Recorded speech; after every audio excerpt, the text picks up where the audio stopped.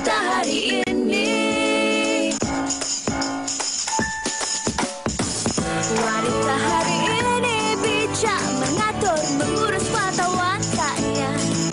Usahawati, ibu, istri, permaisuri. Wanita hari ini di zaman modern masih kekalkan adatnya. Dihormati, disayangi, disanjungi. Wanita hari ini. Assalamualaikum, salam penuh inspirasi diucapkan kepada anda semua penonton wanita hari ini. Apa khabar? Buat apa tu? Mungkin ada dalam kalangan anda yang ketika ni tengah sibuk uruskan urusan anak-anak, nak ambil anak ke sekolah, nak hantar anak ke sekolah, ataupun yang sedang berada di dapur. Terima kasih kerana membuka kami siaran wanita hari ini di Kaca TV secara langsung, ataupun yang menonton kami ketika ini secara langsung di Tonton HD dan juga di Facebook WHI TV3. Betul tu Fiza, hari ini Isnin 19 Jun 2023 dan semalam hari Ahad kita sambut Hari Bapa. Betul. Jadi saya ucapkan selamat Hari Bapa kepada semua bapa-bapa. Terus jadi inspirasi dan juga idola buat anak-anak di seluruh dunia. InsyaAllah. Tapi kan kalau cakap tentang Hari Bapa ni kan sebenarnya Syira, kalau kita cakap tentang figura bapa ni seorang lelaki. Tetapi sebenarnya saya melihat juga ada dalam kalangan wanita ini juga yang menjalan dan juga menjalankan tugas sebagai seorang bapa. Khususnya bagi ibu tunggal ataupun mungkin dalam kalangan pasangan yang dah berpisah dengan pasangan, menggalas kedua-dua tugas ini. Tahniah juga diucapkan kepada anda wanita-wanita yang turut menggalas tugasan sebagai seorang bapa. Dan bagi anda penonton-penonton yang menonton kami di Facebook ketika ini, macam biasalah hantarkan komen-komen anda. Apa agaknya perasaan anda hari ini? Semalam tidur nyenyak ataupun tidak? Mungkin semalam ada aktiviti-aktiviti yang anda lakukan, ataupun pagi tadi ada sesuatu yang berlaku yang menceriakan ataupun menggembirakan anda. Anda kongsikan keceriaan anda tu bersama dengan kami. Betul tu. Untuk berkongsi keceriaan itu, anda terus ke Facebook kami di Wanita Hari Ini, dan jangan lupa juga untuk follow kami di TikTok WHI TV3 dan juga Instagram kami di WHI TV3. Dan hari ini sebenarnya kami nak kongsikan satu topik. Pagi tadi mungkin anda pergi ke tempat kerja, dalam perjalanan tadi anda tersekat disebabkan oleh kesesakan lalu lintas. Mungkin. Jadi bila anda sampai lambat ke pejabat tadi, bila bos tanya, kenapa sampai lambat kat pejabat? Anda akan menyalahkan keadaan kesesakan lalu lintas tadi. Dan itu sebenarnya ada kena-mengena dengan topik kami pada hari ini, iaitu kenapa suka menuding jari. Macam Fiza kata tadi, kita yang sampai lambat tapi kita salahkan kesesakan lalu lintas, sedangkan kita boleh keluar awal sikit. Betul. Untuk kita sampai awal sikit ke pejabat. Saya salahkan sakit kepala tadi. Okey, tapi sebelum kita nak kongsikan lebih lanjut lagi, kita nak uji juga minda anda sebentar lagi. Apa kata sama-sama kita saksikan rangkuman bingkisan TikTok ini yang sempat dirangkumkan oleh rakan kita Aina Fifah. Silakan. Jom kita tengok. Kepada mereka yang mempunyai masalah, termasuk diri saya, satu pesanan. Ada satu perkara yang tidak akan menyelesaikan masalah kita sampai bila-bila. Buatlah apa pun, carilah motivator, carilah kaunselor dan sebagainya, siapa-siapa orang yang boleh bantu kita, langsung ia tidak pernah menyelesaikan masalah. Apakah itu? Ia adalah apabila kita sentiasa menyalahkan orang lain atas apa jua yang berlaku dalam hidup kita. Jadi tuan-puan, stop blaming others. Jangan kita cepat menyalahkan orang lain, tetapi semaklah dulu di mana kelemahan kita, di mana kesilapan kita yang boleh kita perbetulkan. Wahai wanitaku, jom kita belajar untuk melihat ke dalam diri sendiri, di mana setiap kesalahan yang berlaku itu lebih baik kita menyalahkan diri kita daripada terus menuding jari menyalahkan orang lain. Jom kita perbaiki diri sendiri dan sentiasa memohon kepada Allah setiap pagi, setiap hari untuk merubah segala negativiti dalam diri kita, dan insya-Allah segala yang berlaku tidak lagi akan berlaku pertengkaran untuk menyalahkan orang lain, sebaliknya melihat kepada keaiban diri sendiri. Setuju? Cara nak tengok orang tu matang ataupun tidak, tengok macam mana attitude dia bila ada something yang tak best berlaku dalam hidup dia. Adakah dia fokus untuk cari salah orang lain, ataupun dia fokus untuk cari apa yang dia perlu improve. Orang yang matang, dia akan cari apa yang diri dia perlu improve, dan orang yang tak matang akan sentiasa cari salah orang lain, sebab dia rasa dia dah bagus dah, orang lain yang perlu diperbaiki, orang lain yang perlu berubah. Kalau korang belajar sesuatu, like, follow. Itu dia pelbagai tips dan juga kata-kata nyata yang dikongsikan oleh rakan-rakan kita di TikTok untuk kita ni jadi seorang yang lebih bertanggungjawab dan juga untuk tidak menyalahkan orang lain. Sebab apa Fiza? Kalau kita bersikap menuding jari, selalu sangat pinpoint dekat orang, mencari kesalahan orang lain, sampai bila kita ni nak jadi insan yang bertanggungjawab, terutamanya dalam sesebuah kumpulan ataupun organisasi. Betul. Dan banyak sebenarnya kita nak kongsikan tentang topik ini sebentar lagi. Jadi anda boleh terus bersama dengan kami untuk kita ketahui tentang kupasannya. Tapi sebelum tu, hari Isnin ni mungkin ramai orang akan kaitkan dengan Monday Blues. Rasanya kadang-kadang nak dah cuti 2 hari bersama dengan keluarga, nak mulakan hari yang baru untuk pejabat ni, mungkin ada macam-macam perasaan dan sebagainya. Tapi jangan risau, hari ini kami sama-sama dengan anda, kita berinteraksi ketika ini untuk kita uji minda anda. Okey, kami nak bagi anda teka-teki. Jadi bagi anda yang menonton kami di kaca TV sekarang ini, mungkin anda boleh juga hantar komen anda di Facebook WHI TV3. Ada 2 teka-teki yang kami nak bagi kepada anda. Kita nak tengok jawapan siapa yang betul. Okey. Yang pertama, Syira. Teka-teki kita yang pertama. Bagaimana kita nak tahu bahagian depan dan juga belakang pokok? Cuba ada keliling pokok tu. Cuba bayangkan yang mana satu depan, yang mana satu belakang. Ini macam cerita Lucu Pak Belalang kan? Okey, bagaimana kita nak tahu depan dan juga belakang pokok? Itu teka-teki yang pertama. Yang kedua. Teka-teki yang kedua pula. Ada satu kedai ni. Tiba-tiba dia mengalami kebakaran. Dalam kebakaran tu, cuba namakan 3 jenis buah yang terselamat. 3 jenis buah yang terselamat. Okey, dalam kebakaran tu semua buah tu tak kira terbakar lah. Tapi ada 3 jenis buah ni je yang terselamat. Okey, anda hantarkan jawapan anda, tapi janganlah Google. Kalau Google tak aci. Okey, anda hantarkan dari masa ke semasa. Kami akan baca komen-komen anda dan juga jawapan untuk teka-teki ini di hujung siaran nanti. Okey, kita berehat dahulu, Syira. Ya, kita kembali selepas ini. Wanita hari ini. Wanita hari ini. Hari ini Papa nak ada dengar penjelasan 3 orang ni. Apa dia orang dah buat dengan Ara? Ara, I datang sini sebab I nak terangkan pada you. I takut you salah faham. Percayalah ke, Ara? Cik Malik, sebenarnya kita orang ni ikut arahan dia je. Ara, akak tak ada niat pun tahu. Tak ada niat konon. Menangis. Menangis ke? Engkau dah buat orang wahara satu rumah, ini nyari-nyari nak bercerai-berai suami isteri? Tak ada niat. Aku memang dah geram lama dengan kau ni. Ni nampak? Ruby. Ruby. Dah. Jap. Apa ni? Ara tak faham. Ara, dengar cakap I. Okay? Listen. Ini semua bukan I yang buat. I tak terfikir pun. Ni, 2 ekor ni rancang. Bukan I. Percayalah. Sedap mulut engkau je. Cik Malik, sebenarnya dia punya plan. Kita orang dapat duit je. Betul? Ni, dia ni nak Rian dengan Ara bercerai. Dah ada bayar. Kita ikut je lah. Ara, okay, fine. But you listen to me, Ara. Okay? Niat I sangat baik. Itu dia tadi sedutan drama daripada Ryan Aralin tentang ini situasi yang mungkin berlaku banyak dalam kalangan masyarakat kita. Bagaimana kadang-kadang kita ni bertindak dengan menyalahkan keadaan ataupun individu apabila berlakunya sesuatu perkara. Ini nak kita kongsikan bersama dengan 2 panelis kita yang dah pun bersama dengan kita ketika ini, Syira. Ya, di sebelah kiri Encik Zaid Muhammad selaku perundi motivasi. Assalamualaikum, apa khabar? Waalaikumsalam warahmatullahi wabarakatuh. Khabar baik. Alhamdulillah. Dan di sebelah kanannya pula adalah Rina Diana Lailer. Apa khabar? Khabar baik. Alhamdulillah. Makin hari makin berseri tengok Rina. Terima kasih. Okey, kita nak mulakan topik perbincangan hari ini tentang kenapa suka menuding jari. Okey, Cik Zaid, kalau kita cakap tentang menuding jari ini ataupun dalam bahasa yang lebih mudah untuk kita fahami, menyalahkan orang lain. Betul Cik Zaid? Apa yang perlu kita faham tentang keadaan dan juga situasi ini kerana ia berlaku dalam kalangan masyarakat kita bukan bila kita dah dewasa. Tapi kadang-kadang dia berlaku daripada zaman kecil-kecil lagi.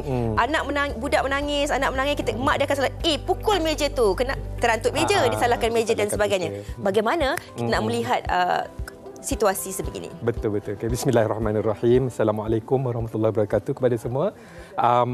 Bila saya tengok topik ni, memang rasa best topik ni sebab ini dah jadi budaya kan ke dalam bukan kata bangsa Melayu sajalah, tapi dalam bangsa Melayu orang tua-tua kita dah ada budaya ni dipanggil apa? Bangau oh bangau.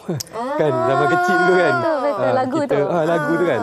Saya tak ingat turutan dia macam mana, tapi kan dia blaming. Betul tak? Dia tuduh bangau-bangau kenapa engkau kurus?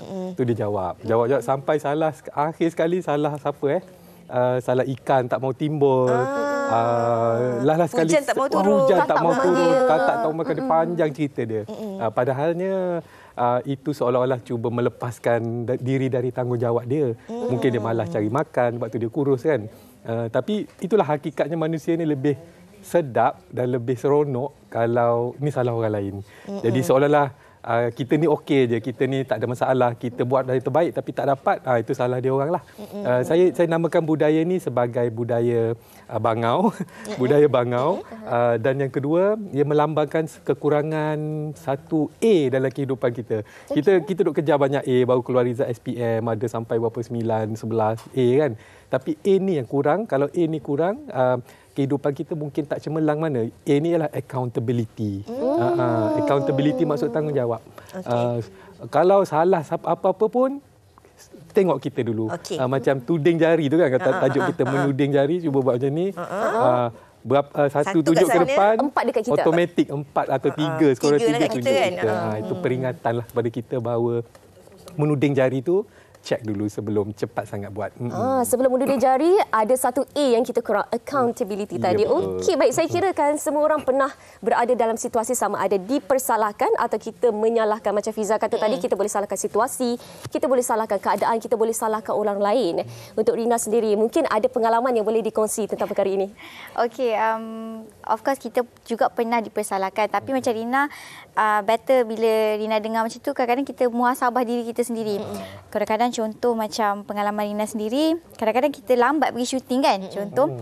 And then kalau macam director, kenapa lambat? So instead of kita nak cakap, kita bangun lambat, kita cakap, oh semalam syuting. Oh semalam syuting sampai 3-4 pagi sebab tu lambat. Tapi macam kadang-kadang kita sedar je, oh bila kita dah masuk dalam industri ni, mestilah kita dah biasa dah. Kita kena manage time sebenarnya, sepatutnya. Tapi as time goes by, dulu memang Rina suka salahkan orang lain. Tapi sekarang ni Rina rasa macam tak salah untuk kita meminta maaf dan mengaku salah sendiri. So Rina rasa benda tu reflect balik kat diri Rina sendiri. So sekarang ni kalau buat apa-apa salah ke, apa-apa sajalah, Rina akan macam, okey minta maaf, bangun lambat. Jadi kadang-kadang bila kita dapat balik reaksi daripada orang yang dengar tu pun, instead of macam nak marah kita, dia rasa macam, oh okey budak ni jujur. Okey, dan jangan buat lagi. Accountability. Dan saya suka juga apabila Rina katakan dulu dan sekarang. Ini juga melihat ada proses di situ, Encik Said. Proses kematangan, proses bila kita menjadi lebih dewasa, kita mungkin akan berfikir dengan lebih matang dan juga lebih mendalam. Apa orang putih kata consequences dia lah kan, apa kesan-kesannya, akibatnya yang berlaku kalau kita memberi alasan atau kita menuding jari dan apa yang berlaku dan sebagainya. Berbalik kepada apa yang Encik Zaid katakan tadi tentang budaya. Kita kembali kepada zaman kita kanak-kanak dahulu. Adakah bila kita cakap tentang budaya ini, macam ibu bapa ni cerminan kepada anak-anak. Adakah sebenarnya apa yang ditonjolkan, apa yang dititik beratkan, apa yang diajar oleh ibu bapa ini juga menjadikan anak itu mempunyai sikap sebegitu? Betul, sangat-sangat setuju. Malah saya banyak interaksi dengan parent juga, ibu bapa. Saya selalu ingatkan mereka dan termasuk diri saya sendirilah. Anak-anak dia tak dengar apa kita cakap, tapi dia akan ikut apa kita buat. Kalau ibu bapa cepat sangat menyalahkan anak, ni semua salah awak lah ni. Tengok tu, ni tengok ni, dia macam ibu bapa tu ni macam sepak batu pun kadang-kadang dia salahkan budak tu, salahkan batu, salahkan budak tu, salahkan sekolah, macam-macam. Jadi anak-anak ni dia terbudaya dengan tak ada tanggungjawab ni, ni semua salah orang lain, dia tak ada apa-apa. Jadi benda ni jadi budaya lah. Dan kalau kita tengok, betul lah Fiza cakap tadi, kanak-kanak ni satu benda yang ibu bapa kena ingat, dia akan belajar cara dia hidup. Macam saya pernah saya tulis macam poem jugalah, dia bertajuk jika kanak-kanak selalu di ... Jika kanak-kanak selalu dimarah, dia akan jadi pemarah. Jika kanak-kanak selalu diherdik, dia akan besar jadi mengkritik, dia suka kritik. Dan kalau budaya ni, jika kanak-kanak selalu dituduh kan, salah tu salah ni, dia akan mudah mengeluh. Dan jika dia selalu dipersalah, asyik-asyik dipersalah, dia akan berjiwa lemah. Macam tu. Jadi dia membesar tu dengan keadaan betul lah sampai Rina go through. Mungkin masa kita tak matang, kita rasa ni semua salah orang. Tapi bila kita baguslah kita ada kematangan lah, proses kematangan tu kita mula mengambil tanggungjawab. Ya mungkin traffic jam, mungkin cuaca tak betul, tak bagus kan. Tapi kita masih boleh kawal diri kita kan. Keluarlah awal sikit. Bangun awal sikit, taruhlah 3 alarm kalau susah bangun pagi. Okey, maafkan saya nak menjelas sedikit. Kalau kita bercakap tentang konteks sebegini, kadang-kadang dalam konteks adik-beradik pun ibu bapa kalau ada anak tunggal ni mungkin tak ada siapalah nak dipersalahkan. Tapi kadang-kadang kalau ada adik-beradik yang ramai dan sebagainya kan. Contoh kadang-kadang ini mungkin pengalaman diri sendiri, kita juga pernah mengalami pengalaman yang sama kan. Kita yang buat silap tapi nanti kita akan tuding jari, kita akan salahkan abang kita lah, kakak kita yang buat lah. Ataupun kadang-kadang ibu bapa kita pun kalau kadang-kadang yalah ibu bapa memang sayang semua anak, tapi mungkin dia lebih sikit kadang-kadang. Favoritism. Jadi dia akan tetap salahkan yang tak salah tu. Dia akan automatik kan.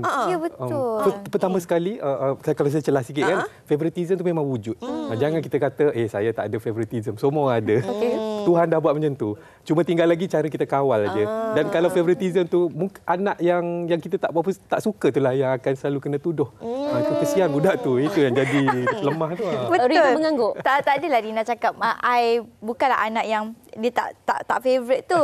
Tapi sebab Rina sulung.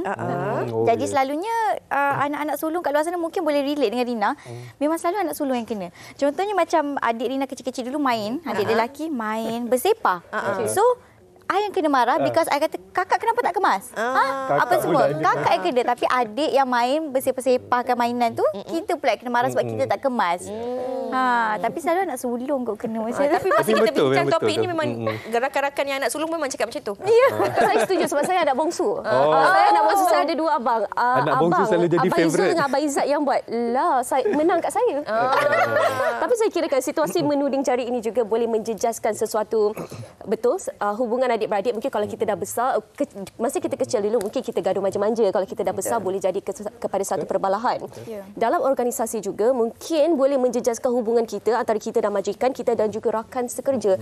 Rina sendiri berada dalam satu industri yang memerlukan saya rasa masa yang tepat untuk datang ke lokasi dan sebagainya.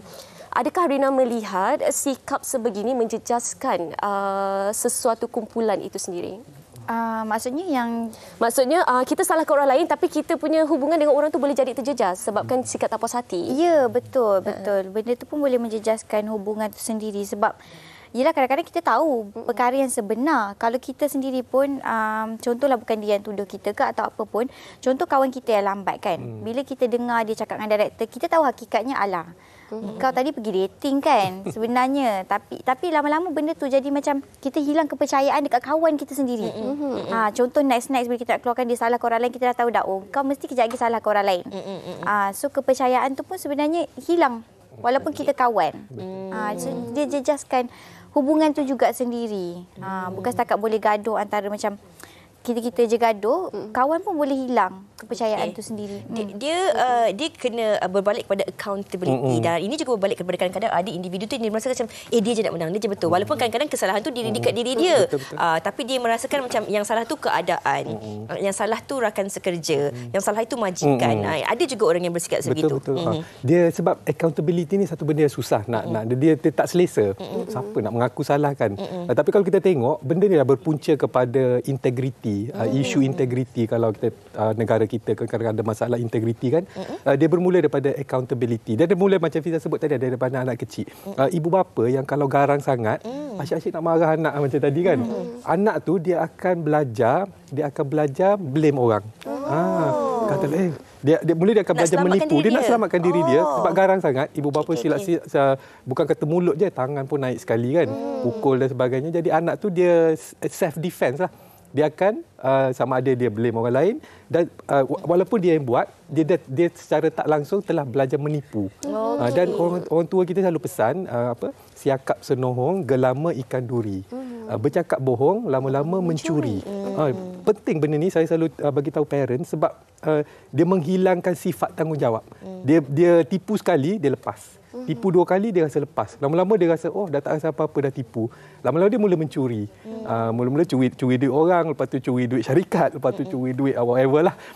Dia dah tak rasa apa-apa dah, tak ada rasa bersalah. Jadi inilah akibat dia lah, konsekuensi dia selain macam Syira pada sebut tadi kan, akibat kepada organisasi, akibat kepada keluarga besar akibat dia. Impaknya besar. Betul. Okey, baik. Kita nak raikan rakan-rakan kita di Facebook pendapat-pendapat mereka daripada Amin Nuruddin. Katanya tak perlu salahkan orang lain. 1 jari kita tunding pada orang lain, 3 jari akan kembali menyalahkan diri sendiri. Muhasabah diri, cari dan baiki kekurangan diri sendiri dahulu sebelum salahkan orang lain. Betul. Dan ini daripada Raziah Z. Dia kata, saya tak suka sesuatu perkara tu suka menyalahkan orang lain. Cari kesilapan diri sendiri kerana bila kita suka mencari kesilapan orang, kita tak akan nampak kesilapan diri kita. Lepas tu buat orang benci pada kita. Ingat tu, buruk padahnya bila ini berlaku. Ini yang tadi kita dah kongsikan juga kan. Mungkin Rina juga boleh kongsikan. Kadang-kadang bila dalam keadaan atau situasi sebegini, kita tersepit kadang-kadang. Ni orang kata di luar mati mak dan mati bapa. Nak menjaga persahabatan, nak menjaga hati dan perasaan orang di sekeliling. Ini mungkin dalam berlaku dalam organisasi di tempat kerja. Dia boleh berlaku dalam kalangan kawan-kawan ataupun dalam kalangan adik-beradik dan juga keluarga. Bagaimana Rina melihat perkara ini susah? Nak terus terang ke ataupun sendiri macam mana? Bagi Rina mungkin kalau kita terus terang, macam Kak Fiza cakap tadi itulah kan, rasa macam bersalah pula kan. Jadi Rina rasa kalau Rina sendirilah pendapat Rina kan, sebab Rina bukanlah jenis orang yang berani nak stand up juga. So mungkin Rina biarkan je dulu. Mungkin pengalaman akan mengajar dia sendiri. Ataupun mungkin kita jauhkan daripada orang-orang macam ni. Mungkin kita tinggalkan kesan dekat dia dengan cara begitu. Mungkin lama-lama dia akan perasan sendiri. Kenapa ramai orang dah tak nak suka kawan dengan aku? Ke apa kan? Mungkin benda tu akan mengajar dia in the future. Orang kata silent treatment lah ni. Ada pengalaman Kadang-kadang ke very loud treatment ke sama je. Dia either or lah kan. Either or. Sebab kadang-kadang ada orang ni kita dah bagi hint-hint, dia tak faham pula kan. Jadi terpaksalah kita lakukan sebegitu ya. Okey, baik. Sebelum kita ke soalan seterusnya, kita nak dengarkan juga apa kata orang ramai di luar sana mengenai topik ini. Jom kita tengok dulu. Silakan.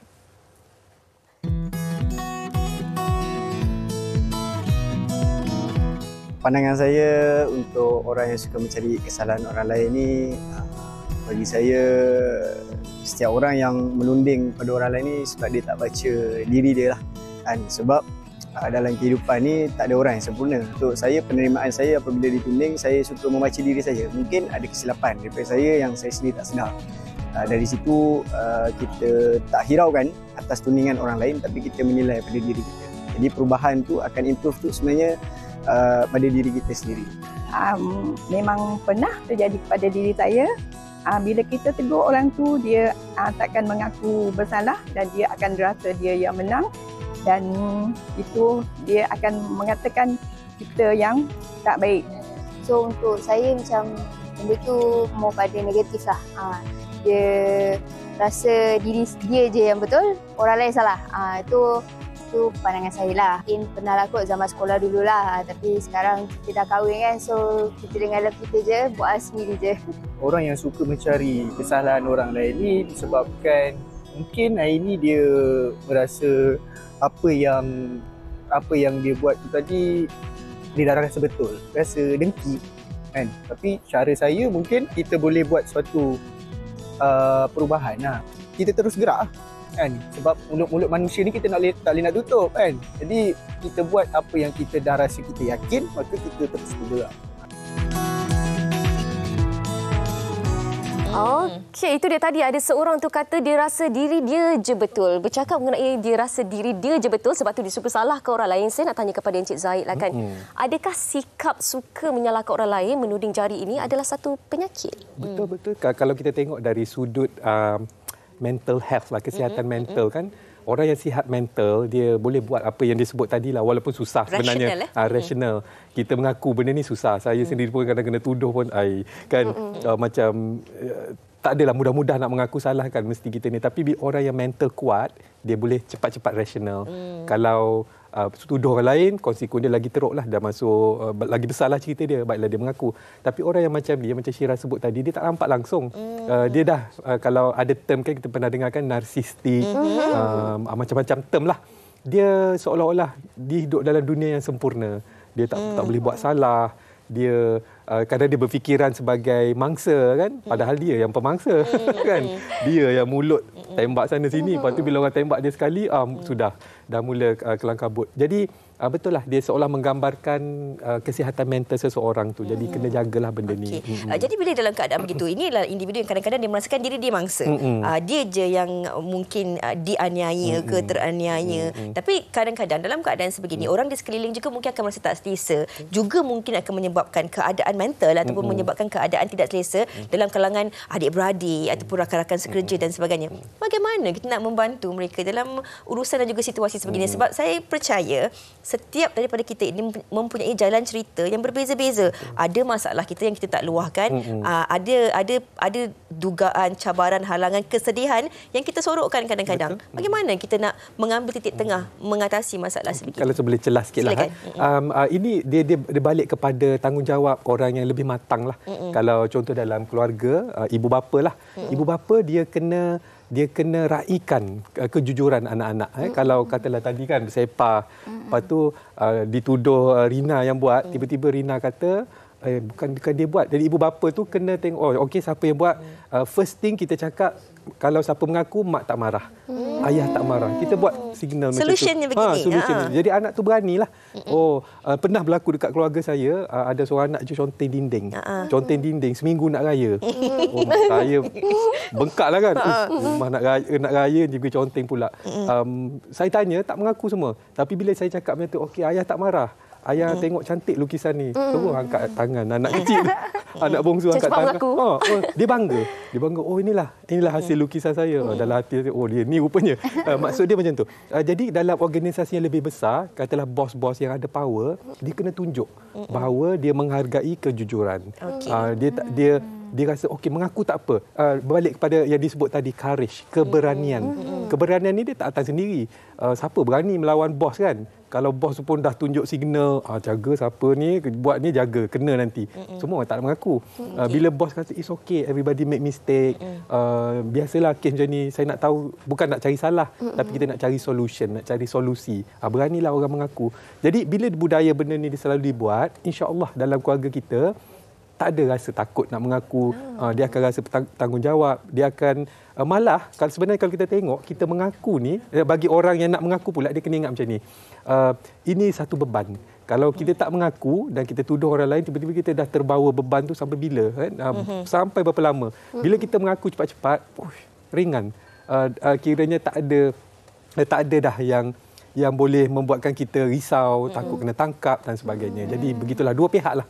Yang ada kuasa dan juga anak-anak atau pekerja tadi kena memainkan peranan. Dua pihak. Saya kira dua pihak ni bukan sahaja dalam kalangan ibu bapa, tapi ini kita boleh pupuk ataupun terapkan dalam organisasi. Betul. Dalam kita bersahabat dan juga berkawan. Dan saya kira dalam hubungan rumah tangga juga perlu. Tak adalah macam siapa tak buang sampah, suruh isteri, suruh suami. Tak tahulah, saya tak kahwin. Ada berlaku dia tu. Suami lah kena sampah tu standard lah. Saya kena buang sampah. Betul, itu tugas suami. Saya tolong ikat, lepas tu saya suka kalau orang tolong ikat, tolong buang lah best. Itu terjadi juga lah ni? Kadang-kadang lah. Okey, Encik Zahid, kalau kita boleh masuk sedikit lagi peranan ibu bapa melihat kepada anak-anak yang bersekolah. Kadang-kala result mereka ini, keputusan peperiksaan mereka ini mungkin kurang memberangsangkan. Mungkin tak bagus dan kita saling menyalahkan. Mungkin ibu salahkan anak, awak ni tak belajar. Mungkin juga suami salahkan isteri, awak lah ni tak tengok dia punya pelajaran. Isteri pula salahkan suami. Macam mana situasi awak tu lah tak ada masa lah. Complicated. Standard lah, biasa berlaku ni punca pergaduhan lah ni. Sebenarnya kalau kita tengok dari sudut yang positif, pembelajaran ni sebenarnya adalah satu benda yang sangat tak adil untuk salahkan anak. Sebab ada konsep. Saya selalu suka guna konsep. Kadang kita panggil anak-anak ni slow learner. Kan lambat belajar. Saya tak suka guna term slow learner tu sebab saya suka guna term OKB. Bukan orang kaya baru, tapi orang kelainan belajar. Ibu bapa kena tahu anak dia 4 orang, semua tak sama cara belajar. Jadi anak yang straight A's, tak semestinya anak ni straight A juga. Anak ni mungkin collect all the other alphabets tu. Yang A tu bagi kat kakak, yang lain-lain tu bagi kat dia kan. Sebab anak tu berbeza. Jadi bila kita faham macam tu, tak adalah budaya tuduh-menuduh. Sedangkan kadang-kadang kita orang kelainan belajar ni, dia banyak gaya belajar. Ada orang belajar guna audio visual macam kita tengah buat sekarang ni. Ada screen, ada audio dan kita faham. Tak semua faham macam tu. Ada anak dia belajar guna sentuhan, gunakan budak-budak autism kan berlari sana berlari sini baru dia belajar. Jadi kita cuba tukar perkataan slow learner tu, apa kata paradigm shift, kita tukar slow teacher. Ibu bapa ni tak pandai nak ajar anak dia. Kita kena perlahan-lahan. Budaya tuduh-menuduh dah tak ada. Oh, bukan anak aku slow learner rupanya. Aku yang tak tahu nak ajar anak aku. Dah tak tuduh dia dah. Jadi berbalik pada kita. Jadi jari 3 tu berbalik pada kita sini. Oh, rupanya aku tak tahu cara mengajar anak. Lebih kurang gitulah. Kita berbalik kepada apa yang kita kongsikan dari awal tadi, consequences accountability tu tadi. Bagaimana perlu kita untuk melihat diri kita dahulu sebelum kita melihat ataupun menyalahkan keadaan ataupun situasi kepada orang lain. Di penghujung perbincangan kita ini, Rina, mungkin Rina nak kongsikan sesuatu lah daripada topik kita pada hari ini. Apa yang Rina lihat, bagaimana kalau kita terus ada sikap sebegini, mungkin kita tak akan maju ke depan dan kita tak akan bahagia pun diri kita. Ya, betul. Bagi Rina, lepas apa yang kita bincang ni kan sebenarnya reflect balik kat diri Rina juga kan, dan dekat orang dekat luar sana. Memang banyak je masalah-masalah ni yang ada sebenarnya wujud, tapi kita pun sendiri sebenarnya tak sedar. So Rina rasa kalau orang lain kat luar sana yang bila dah dengar apa yang kita bincangkan ni, kita reflect balik kat diri kita. Janganlah ada salah menyalah ke orang lain, menuding jari. Kadang-kadang dalam relationship sekalipun, relationship Rina sekalipun mungkin kadang-kadang bila kita contoh macam boyfriend kita ke kan, contoh dia macam tengok gambar perempuan lain ke apa ke, kadang-kadang dia macam tak mengaku kan. Tapi contoh kan, kadang-kadang benda tu berlaku kat depan mata kita, kita nampak dia pegang handphone tapi dia macam mana ada, gambar tu keluar sendiri. Awak social media awak yang scroll sekarang ni. Jadi benda-benda ni mungkin awak yang salah. Awak yang salah. Bila kita tengok benda ni kan, kita reflect balik diri kita sendiri. Umi kat luar sana jangan asyik salahkan adik kan. Boleh buat lagi luahkan lagi perasaan. Macam itulah. Okey. Dan saya kira ini memang berlaku hari-hari sebenarnya dalam kalangan masyarakat kita ni. Cuma terluah dan tak terluah saja. Boleh diselesaikan ataupun tidak saja kan. Dan kesimpulan daripada Cik Zaid. Saya rasa kesimpulan dia, kita semua fahamlah bahawa menuding jari ni adalah satu kelemahan kita sendirilah. Sebab kita tak nak mengaku, tak berani nak mengaku bertanggungjawab. Sedangkan dan disebut tadi courage atau keberanian tu adalah satu benda yang sangat bernilai. Sesiapa yang ada courage, ada berani ni, hidup dia insya-Allah akan jauh ke hadapan. Sebab dia akan mengaku salah. Kalau buat salah, dia mengaku salah, dia minta maaf. Bukan orang nak marah dia dah, orang lagi hormat kat dia. Dan bila orang makin hormat, senanglah hidup kita kan. Dan orang percaya kat kita. Sebab kita kena yakin, kepercayaan ni dia kena 100%. Hubungan suami isteri pun, kalau 99% kepercayaan tu pun dah tak bagus dah. Sebab dia akan ada. Kenapa awak pandang saya? Tak, saya pandanglah dia. Sebab dia je dah kahwin. Ya, betul. Cik Zahid. Saya pun. Saya pun ingat benda tu. Sebab bila isteri saya tak yakin kat saya walaupun 1%, dia akan dah lain dah. Tapi saya ada baca. Cik Zaid, saya pernah baca. Dia kata kalau kita pernah buat topik tu. Saya tak ingat lah. Dia kata kalau kepercayaan tu kita jangan bagi 100% kat pasangan kita. Jangan bagi 100%. Kena ragu-ragu sikit. Itu pilihan lah. Maksud saya yang kuban-kuban je dia orang. Maksud saya janganlah cari pasal sehingga isteri kita tak percaya kat kita 100%. Itulah yang buat punca tuduh-menuduh itu. Sebab tu ada lagu Cintaku 100%. Okey, baik. Terima kasih sekali lagi kita ucapkan kepada Encik Zaid Muhammad dan juga Rina Diana. Dalam kita gelak-gelak, jangan lupa ambil poin-poin penting yang menerusi perbincangan kita pada hari ini. Penting sekali untuk ibu bapa lah khususnya kan. Saya tahu bukan mudah untuk menjadi ibu bapa ataupun penjaga dalam kita mendidik anak kita, tapi apa yang kita tunjukkan, apa yang kita kongsikan dengan anak kita ini membina sasiah diri mereka di masa akan datang. Jadi sebagai ibu bapa kena bijak untuk tidak menuding jari ataupun memilih dalam kalangan anak-anak tu jangan kita pilih mana yang favorite. Tapi kalau boleh kita adil. Berlaku itu ayatnya. Alright, terima kasih. Kita nak berehat dahulu seketika, sekembalinya nanti ada koleksi tudung dan juga lagu terbaru yang akan kami bawakan bersama dengan anda. Wanita hari ini. Wanita hari ini. Baik, masih bersama kami di Wanita hari ini. Terima kasih kita ucapkan kepada semua penonton-penonton yang masih lagi setia bersama kami. Dan mesti anda semua dah sedia maklum bahawa TV3 menyambut ulang tahunnya yang ke-39 dan istimewanya untuk ulang tahun ke-39 ini adalah kolaborasi bersama dengan Amira Zaini. Wow. Dan di sebelah saya adalah Amira Zaini sendiri. Assalamualaikum, apa khabar? Alhamdulillah, sihat. Apa khabar Syirah? Sihat, alhamdulillah. Okey, baik Amira, untuk permulaannya apa yang perlu penonton di luar tahu tentang jenama Amira Zaini ini? Silakan. Baiklah, Assalamualaikum semua. Okey, jenama Amira Zaini merupakan jenama tudung okey di Malaysia tempatan yang mana kita dah mula bertapak sejak 9 tahun yang lalu. Jadi kali ini kalau anda semua nak tahu, jenama Amira Zaini adalah jenama yang menghasilkan rekaan tudung yang eksklusif. Kalau kita punya signature collection adalah koleksi-koleksi printed. Wow. Dan semua koleksi printed ataupun bercetak itu memang kita hasilkan sendiri dalam in-house, secara in-house, dan eksklusif tak akan dapat dekat luar sana. Dan kita juga adalah jenama yang mementingkan kualiti. Kalau macam material-material yang kami gunakan ni memang material yang berkualiti tinggi, termasuklah dengan koleksi kita pada hari ini. Okey, kenapa Amira agaknya bersetuju dengan kolaborasi ini? Okey, sebenarnya TV3 ni tak asing bukan sahaja untuk Mira, walaupun Mira pernahlah bekerja di bumbung yang sama ni, tapi sebenarnya TV3 adalah satu jenama besar yang semua orang kenal. Jadi bila TV3 sendiri memang approach brand Amira Zaini untuk kolaborasi ni, Mira tak cakap panjang, tak fikir panjang. Mira rasa macam okey, ini adalah peluang yang patut Mira grab sebab Mira rasa ia adalah satu peluang untuk kita ketengahkan apa yang kami ada sebagai jenama tudung, dan tak pernah lagi Mira dengar stesen televisyen bekerjasama dengan jenama tudung untuk menghasilkan tudung bagi stesen TV sendiri. Jadi sebab itulah Mira setuju untuk kolaborasi ni. Alright, sempena ulang tahun ke-39 TV3 pastinya ada desain menarik ataupun desain special edition kata orang. Betul. Yang diketengahkan. Silakan. Okey, desainnya yang Mira pakai ni lah. Sebenarnya desain ni kita panggil Giselle. Giselle ni sebenarnya rekaan yang sangat-sangat cantik. Kalau Mira pakai yang base dia berwarna putih, yang ni base dia berwarna biru. Bila pihak TV3 bagi tahu tema untuk tahun ni macam mana semua tu, Mira terus ambil inspirasi warna-warna pastel pada font ulang tahun ke-39 tu untuk Mira ketengahkan dalam rekaan inilah.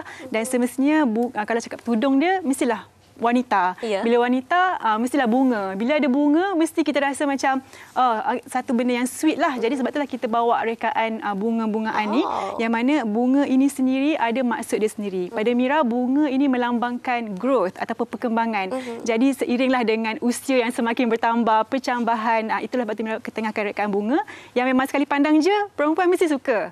Selain daripada itu, sebenarnya kalau kita perhatikan juga dekat rekaan ini kan, dia ada macam lingkaran ribbon yang membawa maksud kesepaduan ataupun kesatuan, yang mana itulah dia TV3 yang selalu menyatu padukan rakyat Malaysia, keluarga, anak beranak. Kalau TV3, depan TV3 semua berkumpul. Sebablah kita ketengahkan rekaan bunga ribbon ni lah.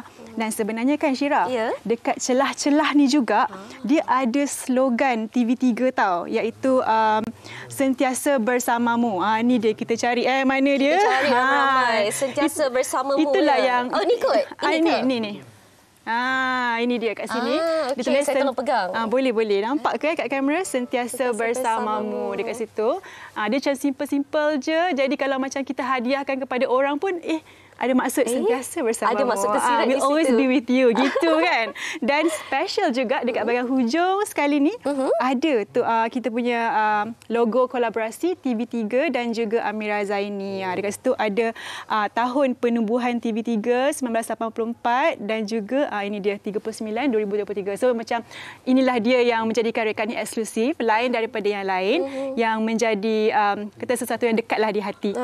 Kalau saya dapat pegang kain ni kan, jenis kain ni kan sedap, terletak elok, saya rasa. Mungkin boleh cerita sikit mengenai materialnya. Kalau material pula, material yang kita pilih material yang memang digemari ramai lah, iaitu material cotton voile. Tapi ini adalah kategori soft cotton voile yang memang sedap dipakai, pegang pun rasa sedap, bila pakai pun senang nak bentuk. Dan selalu orang rasa macam material cotton ni keras, kejung dan sebagainya, tapi tidak.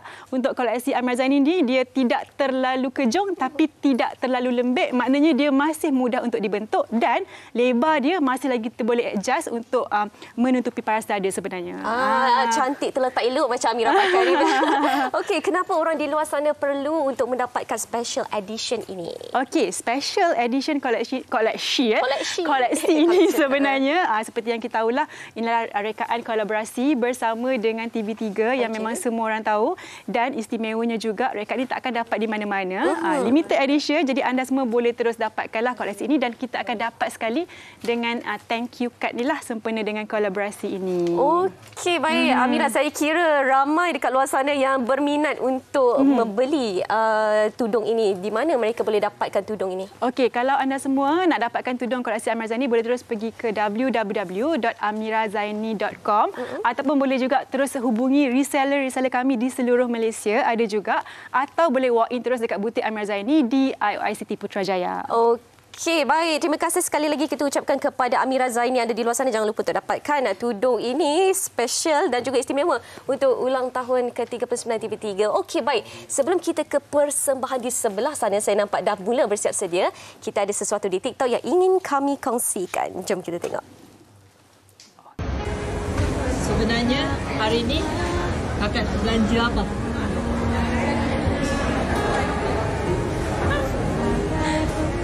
Nanti awak pilih je awak nak apa, kakak bayar. Hello. Sempena besok kan Father's Day. Terima kasih. So, abang nak apa? Nak beli jam G-Shock lah.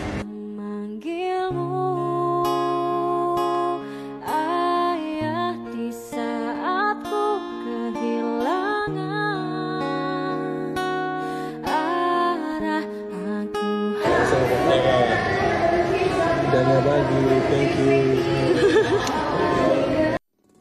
Kau tak pernah lelah sebagai penopang dalam hidupku.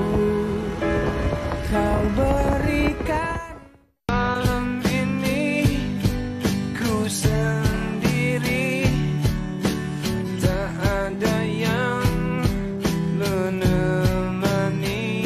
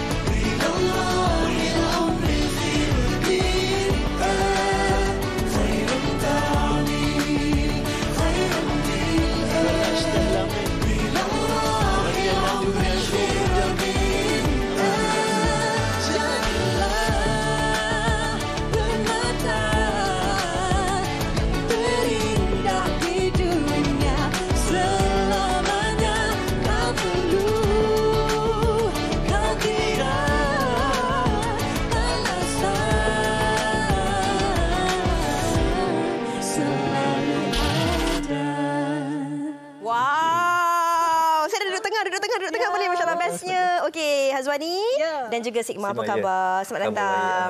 Okey, selalu Hazwani ni biasa dengan kakak Haliza dan kita tahu dia aktif dengan aktiviti kemanusiaannya. Sigma pula orang panggil satu ketika dahulu The New Malik. Betul betul dengan lagu Bintang dan juga Dipinggirkan. Betul. Okey, tapi sekarang saya nak tahu macam mana tiba-tiba korang berdua boleh bergabung pula ni? Ini kerja siapa? Sebenarnya itulah kami pun sebenarnya terkejut juga sebab pada asalnya daripada pihak Be Good Music dan juga Universal lah.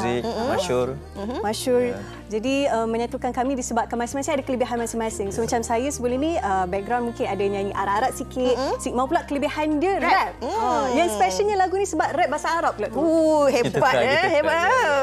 Walah. So, kita buat kelainan sikit lah. Memang dan sedap lagu ni bila kita dengar, saya dengar pertama kali, saya rasa memang ini memang lagu yang cepat kita tangkap dan melodinya sangat-sangat menarik. Tapi bila kita cakap tentang melodi dan juga lirik dan juga cara penyampaian, itu satu untuk menarik perhatian penonton. Tapi kita nak tahu maksud.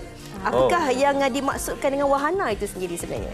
Okey, kalau tengok pada chorus lagu Wahana itu sendiri, maksud dia bila kita bila buat baik, kita akan dapat balasan kebaikan. Dan bila kita dah tak ada di dunia ni, maka kebaikan itulah yang akan tolong kita. Sebab pula Dia dari segi macam tajuk dia pun Wahana adalah bermaksud menyampaikan atau satu benda yang kita perantaraan. So saya ada buat satu quote, dia kata wahanakan kebaikan lebih baik daripada menanyakan keburukan. Ulang lagi sekali. Wahanakan kebaikan lebih baik daripada menanyakan keburukan. Okey. Tapi nak tahulah juga, adakah kolaborasi ini dan lagu ini sebenarnya memang dikeluarkan bersempena dengan sambutan Aidiladha ke ataupun sebenarnya tak ada kena-mengena langsung? Tak ada. Sebelum tu memang kita dah plan lah untuk buat lagu kelainan sikit lah, Arab dan campur Melayu, and then kita ada rap sikit. Ni semua sebabkan komposer yang bagus daripada Casablanca punya Amir Hufaz, Syukri Sahari, kemudian penulis liriknya Ismail Sani dan juga Cep Ali. So kebetulan lah sebenarnya kita orang pun tak expect berdekatan dengan Aidiladha, tapi yang penting sebenarnya message lagu tu lah yang kita nak sampaikan buat baik. Okey, message tu. Jadi ini yang kita suka dalam kita sama-sama nak menghibur dan dihiburkan, tapi ada message yang memberi manfaat nak kita sampaikan kepada penonton-penonton kita. Ini kolaborasi yang pertama dan kita lihat ada keserasiannya di situ. Adakah perancangan seterusnya selepas ini? InsyaAllah mungkin kita tak tahu sebab rezeki tu di tangan Allah kan. Mungkin kalau selepas ini ada projek lagi, mungkin insyaAllah. Tapi nak tanyalah juga dekat awak. Awak boleh berpisah dengan kakak awak? Kakak Ajak sebenarnya rindu memang. Tadi sebenarnya rasa nervous sangat-sangat sebab biasanya dengan kakak kan. So rasa nervous tapi kakak yang support. Dia kata tak apa, it's your time now. Okay, alhamdulillah. Yang penting support system tu. Macam awak pula kan bila membuat keputusan untuk berduet dalam lagu yang berkonsepkan ketuhanan sebegini, rap berbahasa Arab dan sebagainya, adakah itu satu cabaran ataupun sebenarnya memang nak mencabar diri sendiri untuk mencuba sesuatu yang baru? Itu bagus soalan. Sebab apa? Saya jenis suka yang cuba benda baru untuk nampakkan kita punya kelainan dan kelebihan kita. Kita pun tak tahu kan ke mana kelebihan kita. So kita cubalah. So mungkin ini adalah satu benda yang baik untuk saya dan kita boleh teruskan. InsyaAllah. Okey, mungkin penonton-penonton ada yang dah kenal, baru berkenalan dan nak tahulah dengan lebih lanjut lagi perkembangan terkini Hazwani, Sigma, bagaimana nak tahu tentang lagu Wahana dan sebagainya. Kita mulakan dengan Sigma dulu. Instagram, media sosial, TikTok apa ke? Instagram saya sigma.off. Twitter sama juga, YouTube pun lebih kurang sama juga, nama Sigma SIQMA.off. Yang penting dengan Wahana dekat YouTube, dengan Spotify atau semua digital platform. Sedap lagu ni, sedap. Betul. Alhamdulillah, terima kasih. Apa ni? Saya pula kalau nak ikuti perkembangan terkini yang takut makin berkembang diri ini juga. Tidak ya. Awak maintain ya. InsyaAllah boleh follow saya di Instagram Hazwani Helmi, Twitter Hazwani Helmi, TikTok Hazwani Helmi, segalanya Hazwani Helmi. Begitulah. Masya-Allah, dan teruskan stream juga lagu ni sebab bila kita dekat dengan Hari Raya Aidiladha, sebenarnya mesej pengorbanan tu sebab pesanan sebab teringat guru saya pesan malam ni adalah malam pertama Zulhijjah. So jangan lepaskan peluang ini. Malam ni banyakkan baca Quran, banyakkan sedekah. Kak Fiza sebenarnya antara ikon yang jom kita nak berehat seketika. Kak Fiza sangat seketika. Okey, kita ucapkan selamat maju jaya kepada Sigma dan juga Wani di atas perkongsian tentang lagu ini. Sebenarnya kita doakan semoga lagu ini terus berkembang, terus maju dan diterima oleh pendengar seni tanah air. Kita nak berehat dahulu seketika. Terima kasih kedua-duanya. Terima kasih. Kita kembali selepas ini. Kita nak jawab teka-teki. Okey? Wanita hari ini. Wanita hari ini. Kembali bersama kami di Wanita Hari ini. Terima kasih kita ucapkan kepada anda penonton. Nampaknya ramai yang hantar komen tentang teka-teki tu. Tapi sebelum tu kita nak baca komen yang berkaitan dengan topik kita terlebih dahulu daripada si Fiza Saini. Bukan awak ya? Bukan. Okey, baik. Yang saya tengok orang suka menuding jari pada seseorang tu bila orang lain tu terbuat silap sekali je. Tapi orang dah judge dan menuding jari orang tu silap memanjang. Wallahualam. Dan daripada Aisyah Zakari, dia kata dah sampai masanya kita jadi cycle breaker kepada budaya bangau ni. Ini yang Cik Zaid katakan tadi. Rasanya dah boleh stop lah kita didodoikan dengan lagu bangau ni. Saya setuju. Sebab kadang-kadang secara tak langsung kita tak sedar bahawa itu yang kita terapkan dalam nilai dan juga budaya kita. Nah, ada banyak lagi komen-komen yang dihantar ini. Ini daripada Siti Radiah Chameng. Katanya mata kanan melihat kebaikan orang lain, mata kiri cari keburukan diri kita sendiri. Itulah. Jadi sama-samalah kot kita muhasabah diri kita lah. Dan setiap topik yang kita bincangkan ni bukan saja untuk anda penonton, tapi apa yang kami bawakan, macam konsep lagu tadi Wahana itu, semoga ia juga dapat memperbetulkan diri kami dan juga memberi manfaat kepada anda semua bersama kami juga di studio ini, insya-Allah. Dan kami nak kongsikan kepada anda, sebenarnya ramai orang yang jawab tentang teka-teki kita. Kita ulang balik soalan teka-teki kita tu tadi. Okey, soalan pertama teka-teki kita tu, bagaimana kita nak tahu bahagian depan dan juga belakang pokok. Itu soalan pertama. Itu soalan pertama. Okey, soalan kedua. Okay. Soalan kedua, apakah 3 jenis buah yang terselamat dalam kebakaran di sesebuah kedai? Okey. Dah ready ke dengan jawapannya? Okey. Kalau anda dah ready dengan jawapannya, memang banyak sangat orang yang menghantar jawapan dan jawapan-jawapan tu memang kebanyakannya betul, cerdik. Okey. Jawapan untuk soalan yang pertama, macam mana kita nak tahu depan ataupun belakang pokok? Kata Cik T, nak tahu depan belakang pokok kena menyorok. Kalau kita menyorok, itu mesti belakang pokok. Awak rasa betul ke salah? Ada logiknya di situ. Okey.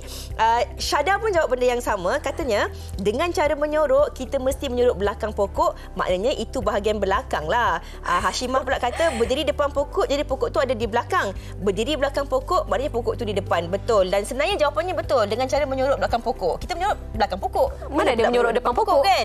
Okey. Soalan yang kedua untuk jawapannya. Ini sebenarnya menguji kemahiran kita berpantun juga. Okey, antara jawapan-jawapan ramai juga sebenarnya yang dapat jawapan yang betul daripada G Saleh. Jawapan dia, buah keranji atas perahu, pisang emas di bawah belayar dan juga cempedak di luar pagar. Misha Hamid pun jawab yang sama, pisang emas di bawah belayar, buah cempedak di luar pagar, buah keranji di dalam perahu. Tapi kan saya ada baca komen-komen lain tau daripada penonton kita. Komen-komen tu pun macam boleh ditambahkan dalam jawapan. Dia kata yang selamat buah hati. Sebab buah hati tak ada dekat Shopping Complex. Okey, esok kita akan kembali bersama dengan anda bagi penggemar-penggemar dan juga peminat mi. Ada pelbagai variasi dan juga aneka mi yang akan kami kongsikan bersama anda. Betul, jangan lupa untuk temu janji kita esok 12 hingga 1 tengah hari. Assalamualaikum, bye. Ibu istri